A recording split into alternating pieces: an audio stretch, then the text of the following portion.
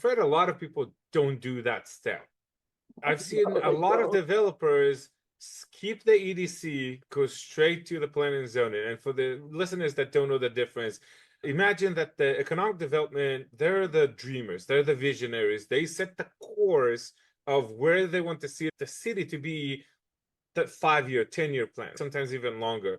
They are the yes people. And then you go to the planning and zoning, and I call them, they're the no people. They're going to tell you what Right. you cannot do, where you cannot do it. And if you're lucky, they'll tell you, okay, I'll accept what you wanted.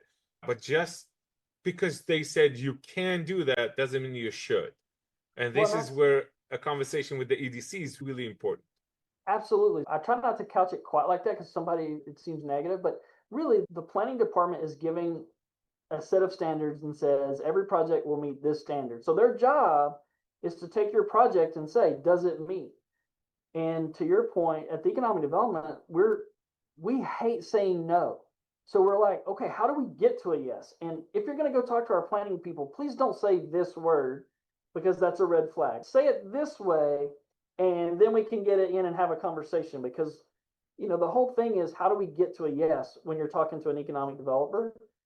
Or to quickly say, don't waste your time and effort. This will not fly. And I think that's as valuable as getting a yes is knowing early that you're not a good fit for the community. And again, as bad as economic developers, we hate delivering the bad news that this isn't going to work. But you'd rather have that up front than to sit through 2 or 3 meetings in 6 months only to find out that, yeah, this is never really going to go anywhere. Yeah, and especially with bigger projects, it goes through certain phases in every city, right? You submit your application, you go through planning and zoning, then you go to the planning and zoning committee, then city council.